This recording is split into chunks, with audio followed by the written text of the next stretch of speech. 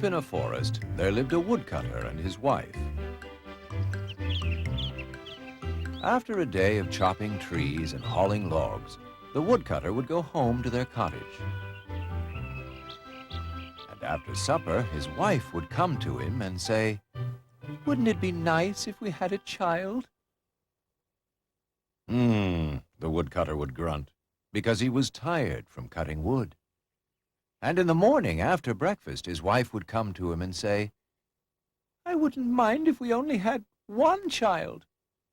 The woodcutter would grunt, because he had only just got out of bed. Sometimes, if he was working close by, the woodcutter would go home at midday, and his wife would come to him after lunch and say, "It's so quiet when I'm all alone here during the day. I would like to have a child to keep me company." The woodcutter would snort, because he was very hungry from hauling logs. Then finally she would take a shawl and go out into the forest where the woodcutter was working.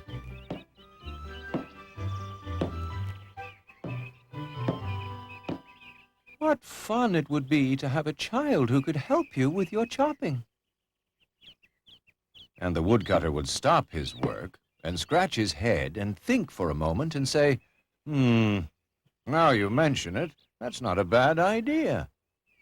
But a newborn child would be too small to help me to chop wood or to keep you company." "I don't mind," the woodcutter's wife would say. "I don't mind if the child is no bigger than my thumb." At this, the woodcutter would roar with laughter. "As big as your thumb? That's good!" And he would go on with his chopping. But some time later, the woodcutter and his wife did have a child, a small son. In fact, he was extremely small. He was actually no bigger than a human thumb. And so the couple called him Tom Thumb.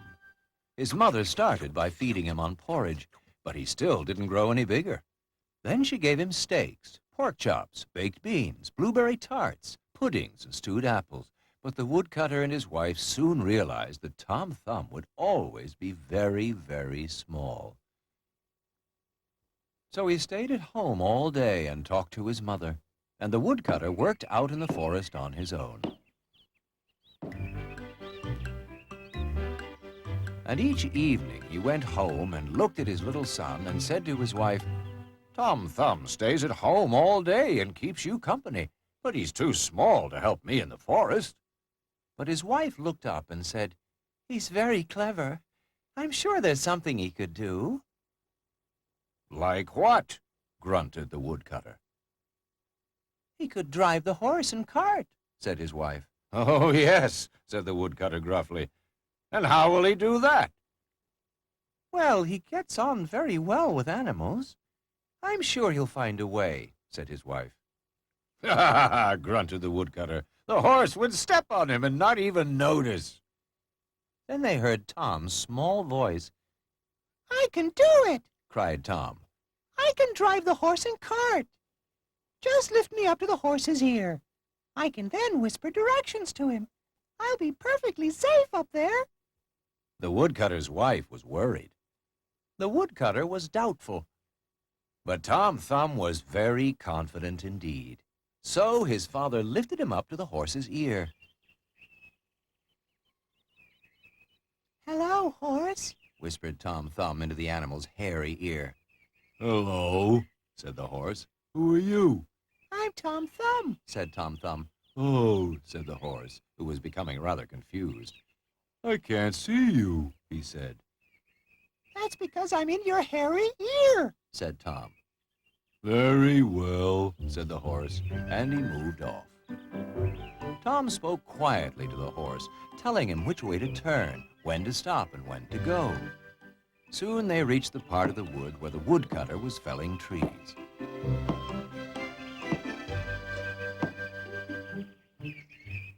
The woodcutter loaded the cart with logs, and Tom whispered into the horse's ear, "Come on, we're going home now." "Very well," mumbled the horse, and they turned around and trundled home. And after a day of chopping trees and hauling logs, the woodcutter went home too. When they had finished their supper, his wife came to him and said, "How did Tom get on today?" "He did well," grunted the woodcutter. "He carried 3 loads of logs. I can usually only carry 1. "There you are," said his wife. "Now you can see what a clever son you have." Snorted the woodcutter, because he was tired from cutting wood. The next day, Tom worked with his father in the wood. The woodcutter chopped up the logs and loaded them onto the cart. And Tom whispered to the horse, "Come on." And the horse said, "Very well," and trundled home. Now, although the woodcutter worked very hard, he and his wife were very poor, and little Tom had a large appetite. When Tom saw how worried his mother was, he decided that the moment he had an opportunity, he would do his best to help. As Tom was guiding the horse through the wood, he passed 2 men sitting by the side of the road. They watched as the horse found his way through the woodland paths. "How's he doing that?" said one of the men. "How's who doing what?" said the other. "How's that horse finding his way through the wood without anyone telling him where to go?" "Meaning?" said the other. "Meaning, dummy, how's the horse, without anyone telling him, finding his own way?" "Through the wood?" said the other. And they looked at each other and said, "Don't know." So they followed the horse and cart. Tom Thumb was so small they could not see him by the horse's ear. And when Tom whispered, "Go faster," the horse mumbled, "Okie dokie." And when Tom whispered, "Go slower," the horse muttered, "All right then." And when they went over a narrow bridge, Tom whispered, "Steady, boy." And the horse grunted, "All righty." The 2 men, following a short way behind, became more and more confused. "What do you think?" said one of the men. "About what?" said the other. "About the horse." "What about the horse?" said the other. "How does he know when to go faster and when to go slower?" "Meaning?" said the other. "Meaning, Dodo, when he has to go faster or slower, how—" "Does he know?" said the other. And they looked at each other and said, "Dunno." So they followed the horse and cart until they reached the spot where the woodcutter was working.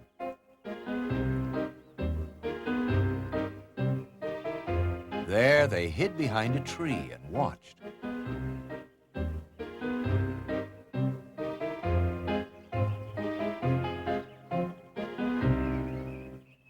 The woodcutter lifted Tom from the horse's ear and said, "Well done, young Tom. We can go home for our supper now."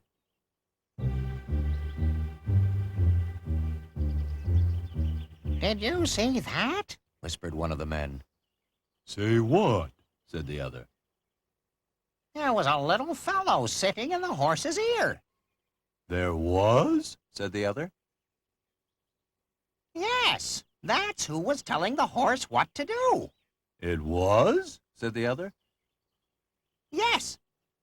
That gives me an idea." "It does," said the other. "Yes.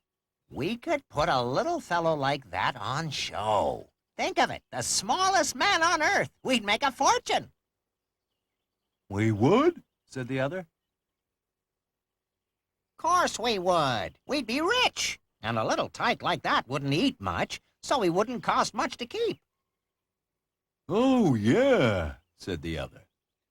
"We'll go all over the country. We'll go abroad.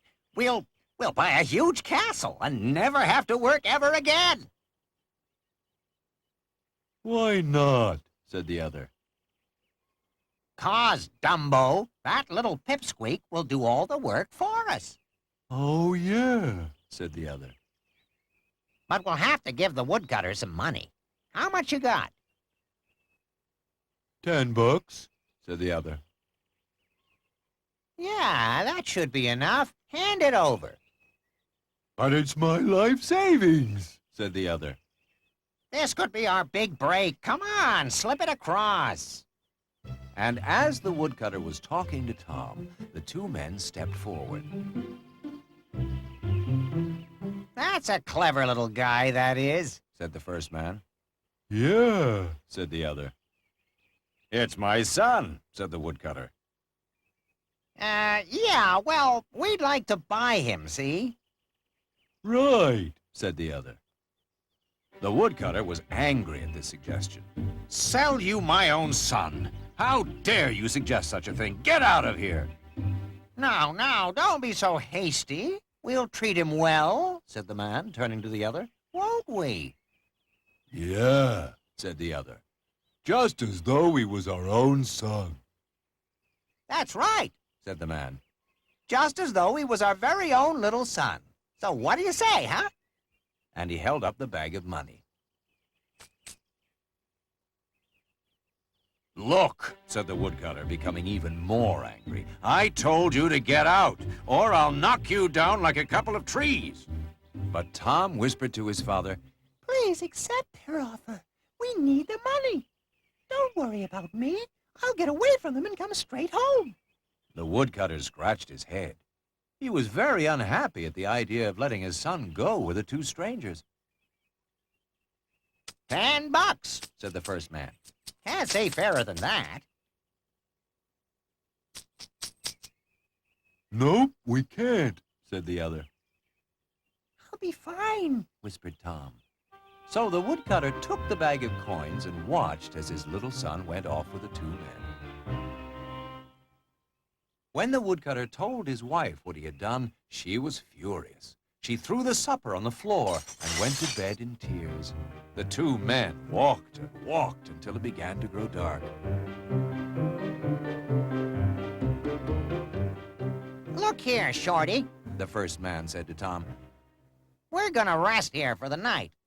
Tomorrow we'll take you into town, and you can start earning us some money. Yeah, lots of dough, said the other.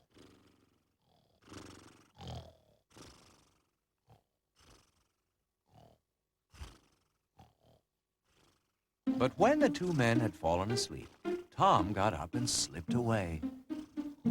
The first man stirred and saw Tom. Hey, He shouted, come back, you little pipsqueak. but Tom quickly disappeared down a rabbit hole and was gone.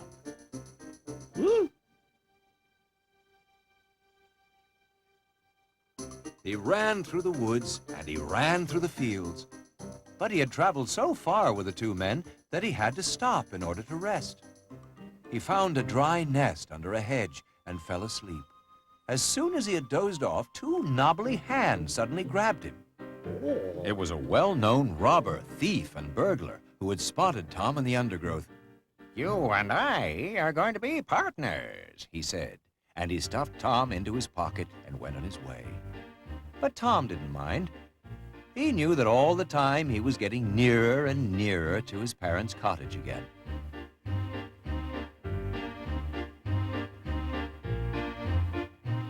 Soon they were approaching a small village. They reached the parson's house, and the thief crept around to the back door. All right, my pint-sized friend, whispered the thief. This is what I want you to do. I'm going to put you up to that small window. You're little enough to climb through the bars. Get it? And what do I do when I'm inside? asked Tom. The thief burst into uncontrolled laughter. What? What does he do when he gets inside? The little shrimp inquires. Well, what do you think you do? He asked. I don't know, said Tom. Well, I'll tell you, you little runt, said the thief. What you do is creep into the parson's living room, grab all his silver, and hand it down to me. That is what I want you to do. How will I get the silver up to the window? asked Tom. Look, shouted the thief. Then he lowered his voice again, so that he would not wake the household. look, just get on with it. It'll be getting light soon. And he lifted Tom onto the windowsill. Now, whispered the thief, you know what to do, so get on with it. And Tom shouted back in his loudest voice, What would you like me to hand down first? Shh, whispered the thief anxiously. You'll wake up the household. What did you say? Shh! Whispered the thief, and he began to jump up and down in a fury. Stop wasting time! Just hand me any silver you can find, cried the thief, trying to keep his voice down. But hurry! All right, Shouted Tom, I'm going. and he slipped through the bars of the window and jumped down into the scullery. It was very dark inside. He crashed into a pail. Then he stumbled into the broom cupboard and landed in a stack of jam jars. The parson's cook, who was asleep in the next room, awoke with a start. What? She cried. Afraid that she could hear mice, she took up a rolling pin and tiptoed into the scullery. The thief was jumping up and down with rage. Come out here, you horrid mice! The cook screamed. Come out at once! The thief heard the cook screaming and ran off and wasn't seen again in the village for many years. The cook searched in every corner, under the table and the cupboards, but Tom was hiding behind the coal scuttle.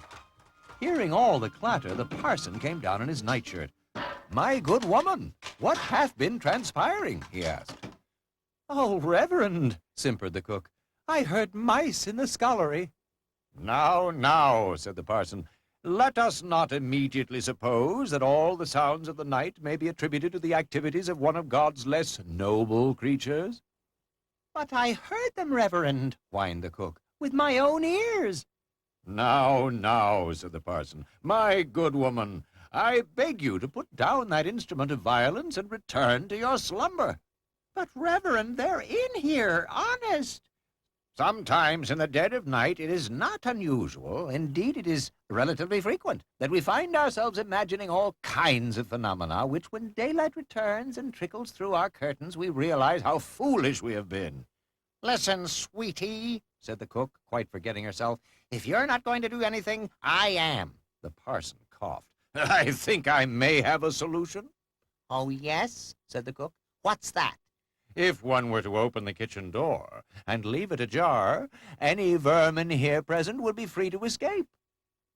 So the cook opened the door and crept back to bed. And the parson, unable to get back to sleep, went to his study to write a sermon. When all was quiet, Tom Thumb tiptoed out from behind the coal scuttle and left through the open door. It was still dark outside, so Tom went into a shed where the parson kept his cow. Hello. Said Tom. Hello, Said the cow in a sleepy voice. it's rather late for visitors. I'm very sorry, Said Tom. but I have nowhere to spend the night. Oh, well, you're very welcome to stay here if you wish. Said the cow, looking around and wondering where the voice was coming from.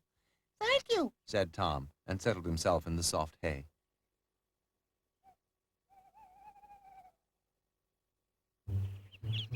In the morning, the parson came to the shed. He was taking the cow to market. Can I ride with you? Whispered Tom to the cow. I'm still a long way from home. Oh, yes, of course. Said the cow. So Tom climbed up and sat behind the cow's ear as the parson led her towards the village.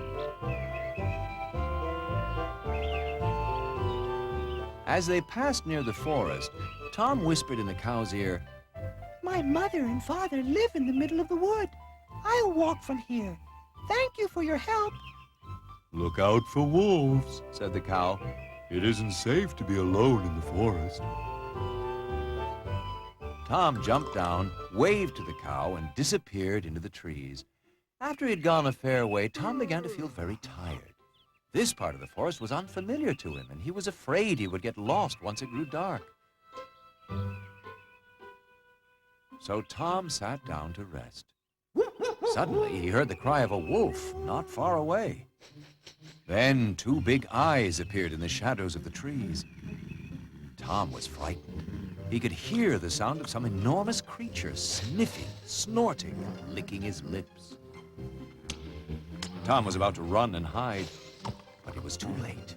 A huge wolf bounded out of the shadows and gobbled up poor Tom. Let me out! Cried Tom from deep inside the wolf's tummy. "No," said the wolf stubbornly, "I won't," But I'm hardly a mouthful. shouted Tom. I know where you can get plenty of good food to eat. Not interested, said the wolf. It's freshly cooked, as much as you can eat, Shouted Tom. Oh, yeah? Where from? Said the wolf. A short walk from here, Shouted Tom. in the center of the wood. So Tom guided the wolf through the forest to the woodcutter's cottage.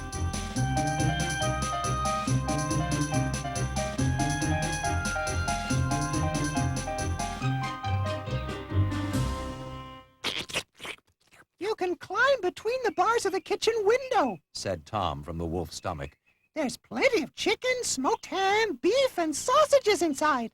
The thought of all this meat made the wolf's mouth water uncontrollably. He immediately jumped up and squeezed through the bars. There in the kitchen was all the food that Tom had described. The wolf's eyes bulged and his mouth dribbled, and he began to eat. And he ate, and he ate, and he ate. And he grew fatter and fatter. He'd never seen so much food in his life. He continued to eat until he couldn't eat any more. In fact, he couldn't hardly move, he was so fat. Meanwhile, Tom had been singing and dancing in the wolf's stomach. He created such a noise that the woodcutter and his wife woke up. Uh-oh, said the wolf. Time for me to leave. And he hiccuped. Unfortunately, the wolf had become so fat he couldn't fit between the bars of the window. Looks like I'm in a bit of a fix, Said the wolf. The woodcutter rushed in and hit the wolf on the head with a log. He fell to the floor, and Tom crawled out of his mouth unhurt. His mother hugged and kissed him with delight at his safe return. And she forgave the woodcutter for selling her tiny son. After all, they'd been able to buy a lot of things with the $10. The wolf waddled off, feeling rather sick and suffering from a terrible headache. And after they had all had breakfast, the woodcutter's wife came and said, "Aren't we the luckiest people in the world?" Grunted the woodcutter.